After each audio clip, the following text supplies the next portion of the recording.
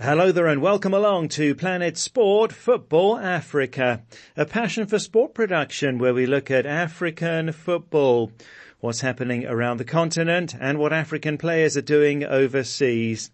I'm Steve Vickers in Harare, Zimbabwe, joined by Ida Waringa and by Stuart Weir.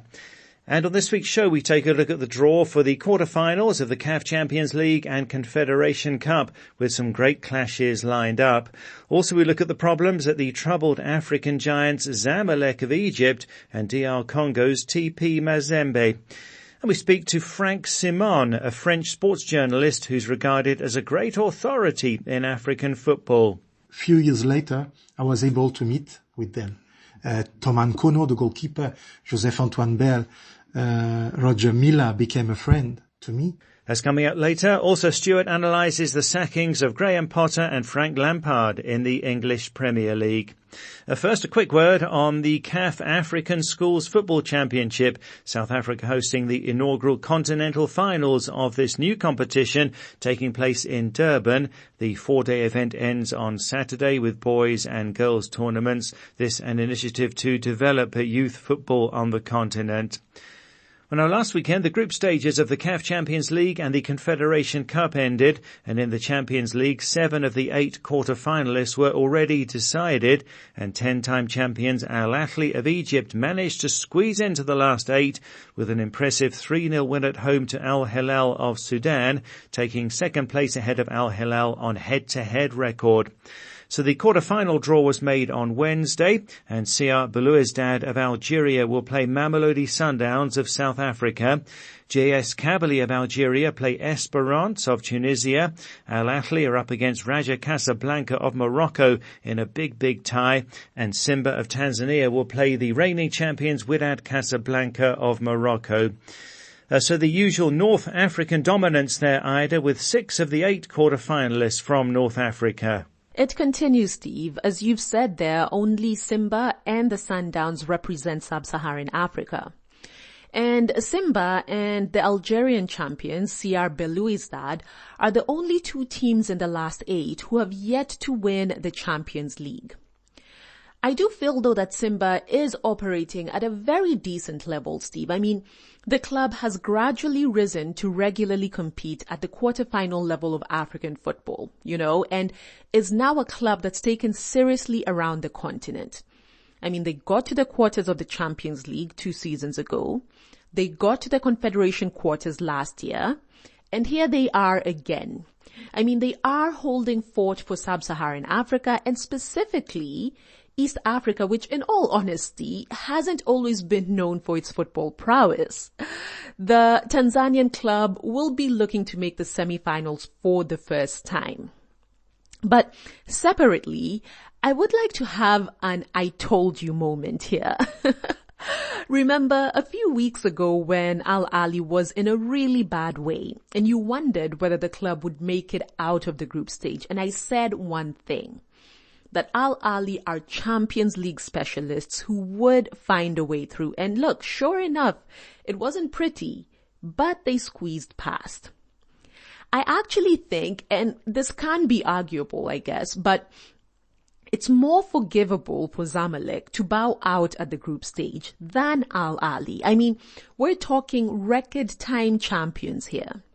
Remember, Al Ahly didn't have the best group stage last season as well, but they still went all the way to the final. So there are more interesting dynamics in this quarterfinal stage. Al Ahly, they face Raja in the exact same stage they faced off last season as well, the last 8. Now, the Egyptians took it over the Moroccans then. So Raja, I'm sure, will be looking to avenge that. And it does have to be said, Steve, that Raja do look the more sure-footed of the 2 coming into this, while Al Ahly have definitely struggled, as we've said there. Raja cruised through unbeaten. They won 5 and drew 1. Shifting to Masandawana, and well, it's been quarterfinal exit the last 3 seasons for them, so they're definitely looking to do better. The Algerian team, well, I don't think that's one to be underestimated, and if they do, it really could be a banana skin moment for them. And if the Sundowns are to repeat their 2016 success, then it will not be easy for them, because if they do away with the Algerians at this stage, then it just might be the defending champions waiting for them in the next. Right, an exciting draw in the CAF Champions League. And yes, you were right to say that Al Ahly would make it through to the quarterfinals. They start on the 21st of this month. The CAF Confederation Cup quarterfinal draw was made as well on Wednesday. Egypt's Pyramids will play South Africa's Marumo Gallants, US Monastir of Tunisia up against ASEC Mimosas of Ivory Coast. Algerian side USM Algier will play AS FAR Rabat of Morocco, and Nigeria's Rivers United playing Young Africans of Tanzania. First legs on the 23rd of this month. Now, there are two continental giants of note who've had disappointing showings in the Champions League. Five-time champions Zamalek of Egypt went out at the group stage, finishing third in their group. And in the Confederation Cup, TP Mazembe of DR Congo, also five-time African champions, finished bottom of their group with one win and 5 defeats. Quite a decline for these two, Ida. Steve, it's also Zamalek's third consecutive group stage exit. I mean, when it rains, it pours. And Zamalek, for one, has really been going through it. The fans even staging a protest in one of the games. Now, instead of their usual white, around 150 Zamalek fans, they dressed in all black, sat in formation in the stands to make a giant angry face, and then maintained this position throughout the game, clearly sending out a message. Zamalek won that game, by the way, but the fans, they really didn't care, because according to them, the problems of the team and the club go well beyond what was a rare win in current circumstances. Steve, the fans feel that the board doesn't represent them, and it's been one thing after another, and it has been reflecting on the pitch. They are fifth in the league. These are defending champions we're talking about. The latest development is that the entire coaching staff was fired and 4 players suspended. And don't forget that they briefly terminated the contract of their Portuguese coach back in January before reinstatement. So as you can see, a lot of indecision, a lot of back and forth, and it ultimately does not look good. Zamalek President Mansour, well, he has just finished serving a 1-month prison sentence, and this was after slandering the chairman of Al Ahly, Mahmoud El Khatib. Mansour is also a politician. He's a former MP, and he had been charged a while ago, but he had been using parliamentary immunity to protect himself. All in all, Steve, Zamalek needs to get its act together. Now, that's easier said than done, but there might yet be a bit more upheaval before the club finds its footing again. As for TP Mazembe, well, their issue is quite specific. You see, the team has never been able to separate itself from its owner, Moise Katumbi. Now, he and the club have been synonymous, which has its downside, has to be said, because when he turned his attention towards vying for Congo presidency, then the focus that he had on the club for such a long time, well, it shifted. And with all the drama surrounding his bid for presidency, he had charges against him filed. He had to flee the country into exile. And this vacuum has negatively impacted the club in a way that it hasn't managed to recover from. An interesting similarity is that Mortada Mansour also had a shot at the Egyptian presidency, albeit quite a long time ago, around 2014. But these are two clubs, as we can see, another similarity, that have become synonymous with the men at the top, almost, if you ask some people, almost inextricably linked. Yeah, and especially so in the case of TP Mazembe with Moise Katumbi. Thanks so much, Ida. This is Planet Sport Football Africa, brought to you by Passion for Sport. And now to our interview with Frank Simon, a French sports journalist who's regarded as a great authority in African football. Now, Frank worked for France Football magazine for many years. He's been covering African football for more than 30 years as a reporter and a commentator, and he's travelled all over the continent. He's known for his in-depth research and statistics on the African game. Well, I met up with Frank at the CHAN, the African Nations Championship in Algeria earlier this year. He was in the French language commentary team. I was in the English commentary team. I first asked Frank how his love for African football developed. It just started when I was a kid at school, in Paris, in the suburbs where I grew up. I was surrounded by young kids from Africa, people from Congo, Cameroon, Benin, and obviously from North Africa. And some of my friends at that time, they really inspired me. They talked to me about the teams, the clubs in Congo, Kara, Brazza, Canon Yaoundé, and for the Algerians, obviously, they were so crazy about GS Kabylie, Jet Tizi Ouzou at that time. And then we had the World Cup with Cameroon and Algeria. So we would all gather and talk about these games. So yeah, it started at a young age. Also, you cannot ignore the fact that I had a nanny, I had a lady who took care of me when I was a young kid. Me and my sister, she's from Mali. And she was like my second mom when I was a kid. And also it was really inspiring, to have such an African mom preparing food for you, and she was very kind, and she was very young. She has 5 kids, and we were doing all kinds of things, at home, and yeah. So at a very young age, I was already, my mind was in Africa, so to say. And after that, when I became a teenager, I was, as I was telling you, I wanted to follow the African football stage. It was complicated. I know internet, nothing, just papers, old magazines. But in France, we have been always lucky to have great players from Cameroon, Senegal, Congo. So yeah, I had a collection of stickers, Panini stickers. So I was always looking at these guys. Okay, this one is from Cameroon, Congo, and then we had the AFCON. We had the first game from the AFCON on television on the French TV. I think back in 1984, I was so in love with African football. I remember Mozambique first time in 86 with Chiquinho Conde. He's now a coach. But one of the first name I remember from Mozambique, and all the Cameroonians. And it's strange because I was a teenager, but a few years later, I was able to meet with them. Thomas Kono, the goalkeeper, Joseph-Antoine Bell, Roger Milla became a friend to me. When my daughter was born, he was in Paris and he wanted to bring flowers to the mother of my daughter. So can you imagine? And maybe 10 or 15 years before, he was like an idol to me. So very quickly I was into African football, and I became a sports writer. I started in 1989.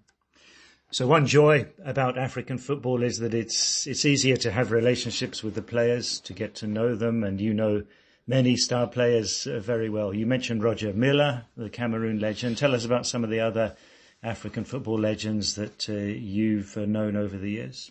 I crossed the path, the road of many of them, of course, just like you.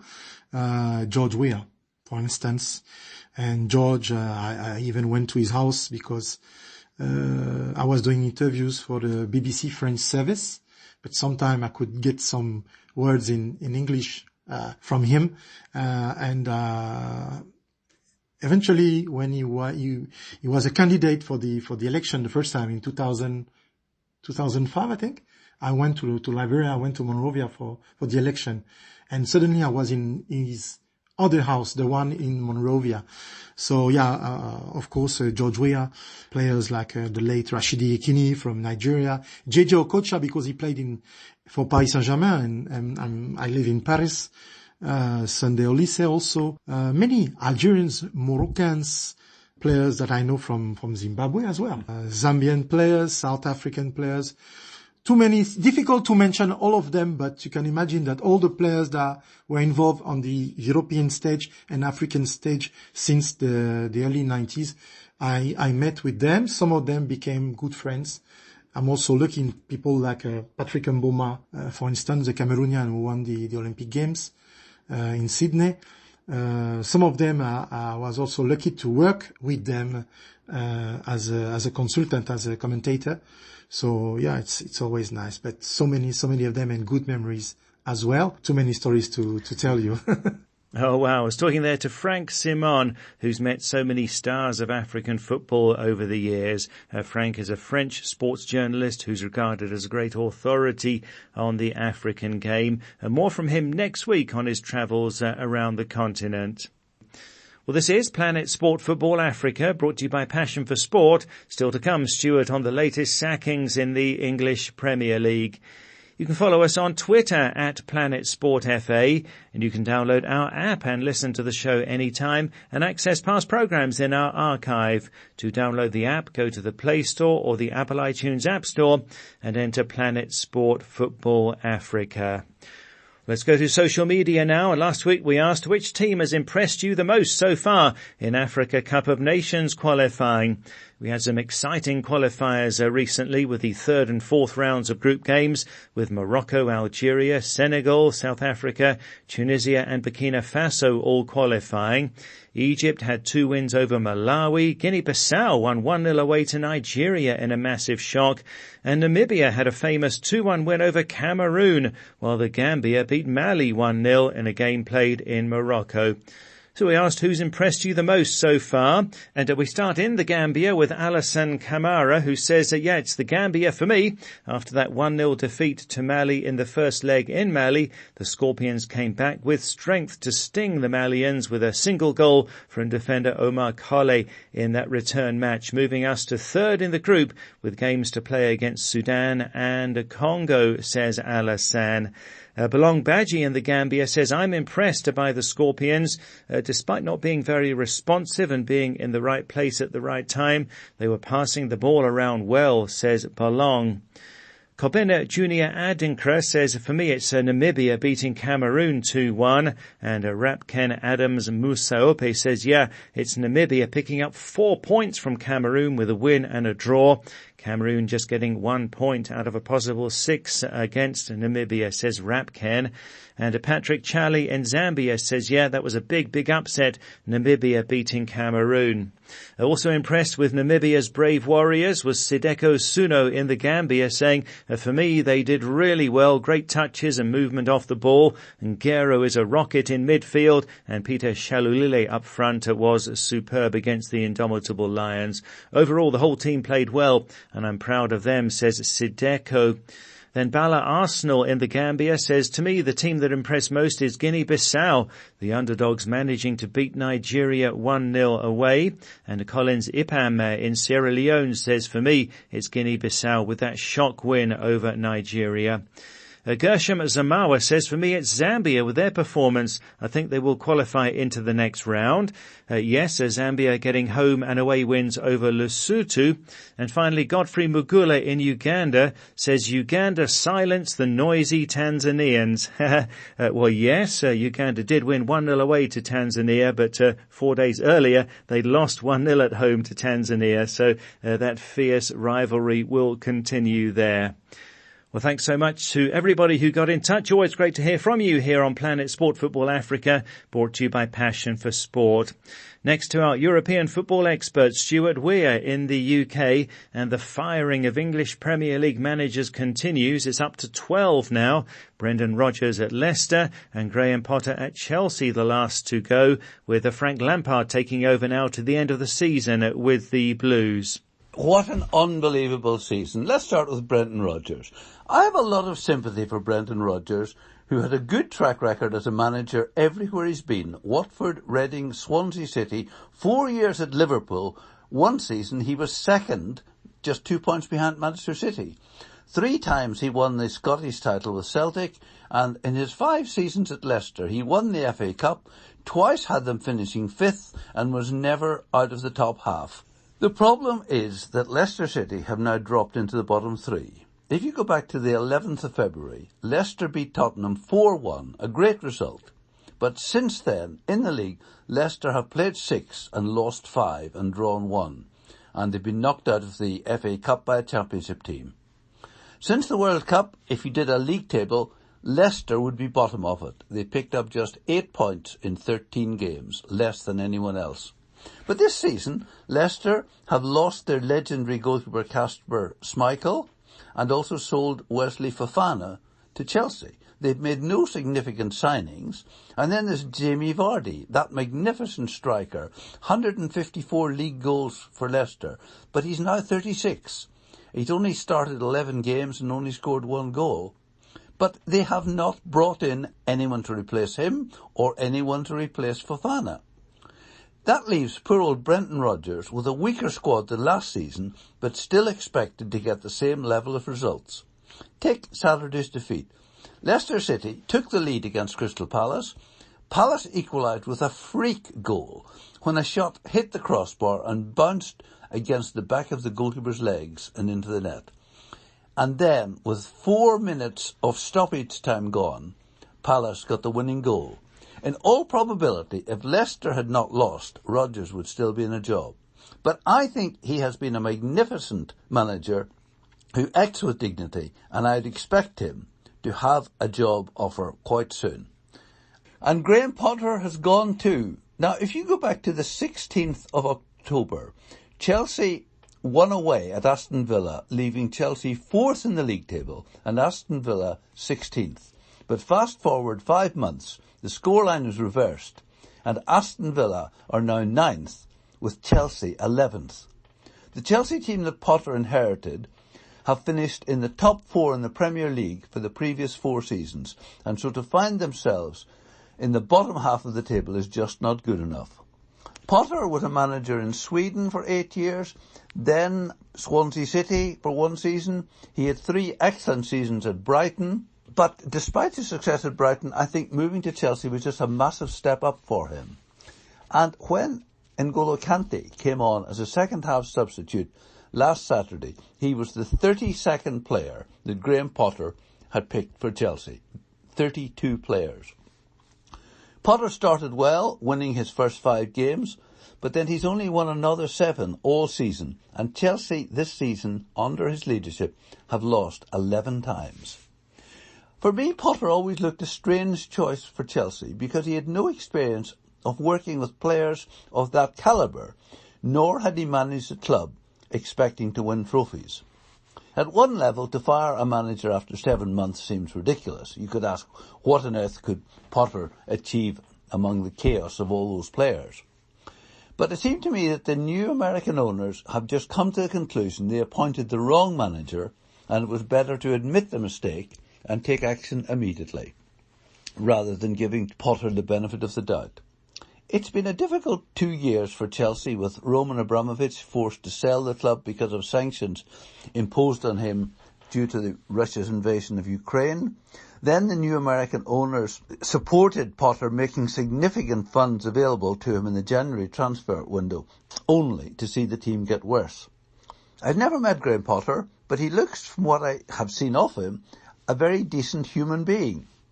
But at the same time, he just looked out of his depth at Chelsea. Using 32 players is a clear indication that he struggled to know what his best team is. The firing of Potter, though, Steve, illustrates the madness of Premier League finance, because this season Chelsea have signed 17 players at a cost of $600 million.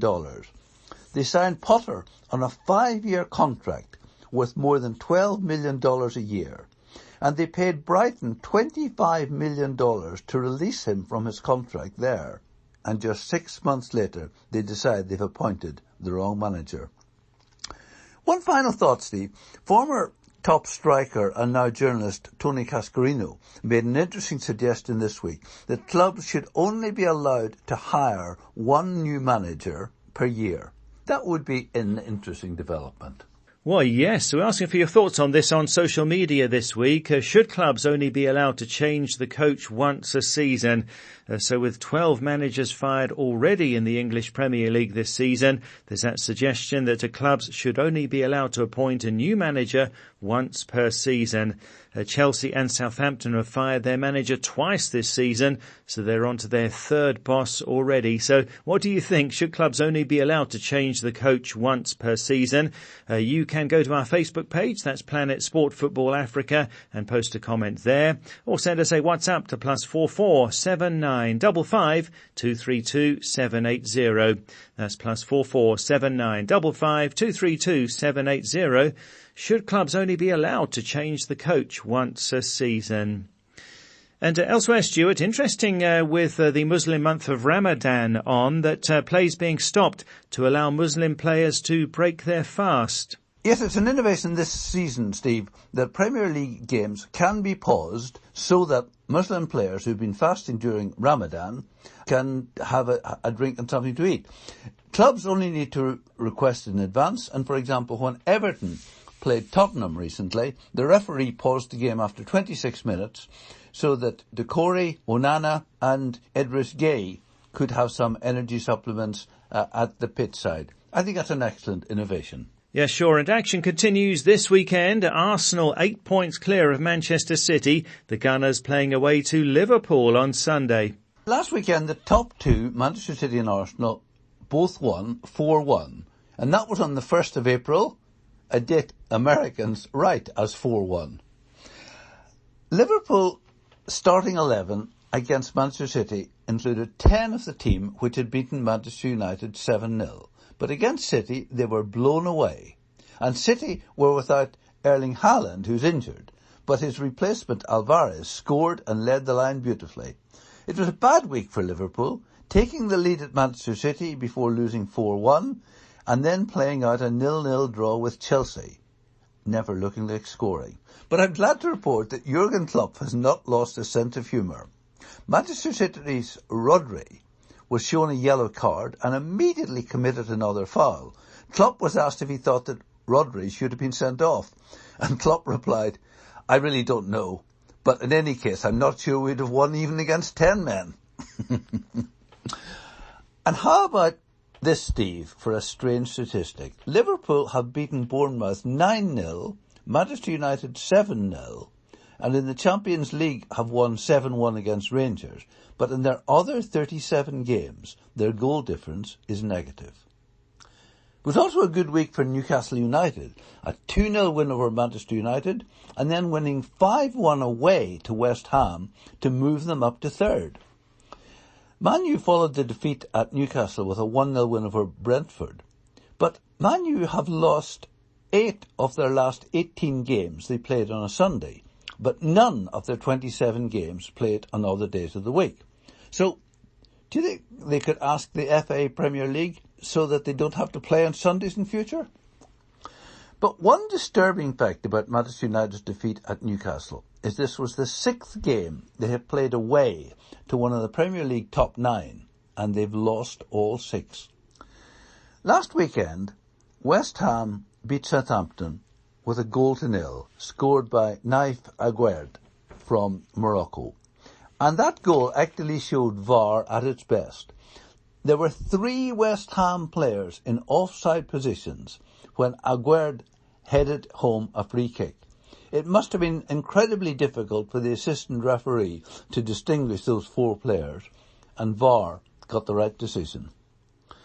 Finally, Steve, last weekend, Roy Hodgson at Crystal Palace, aged 75, became the oldest manager to win a Premier League game, and on the same day, Neil Warnock, a mere 74, became the oldest manager to win a championship game. Oh, well, so they still have what it takes then. Thanks a lot, Stuart. So Liverpool playing Arsenal on Sunday. On Saturday, we have Man City away to Southampton, Manchester United playing Everton, Newcastle away to Brentford. And next Tuesday and Wednesday, we have the first legs of the quarter-finals of the UEFA Champions League. So it's a busy time. Manchester City playing Bayern Munich, Benfica against Inter Milan, Real Madrid playing Chelsea, and AC Milan against Napoli in an all-Italian quarter-final. Well, that's it for the show for this week. So from me, Steve Vickers in Harare, from Ida Waringa and from Stuart Weir, thanks a lot for listening. And Planet Sport Football Africa is a passion for sport production.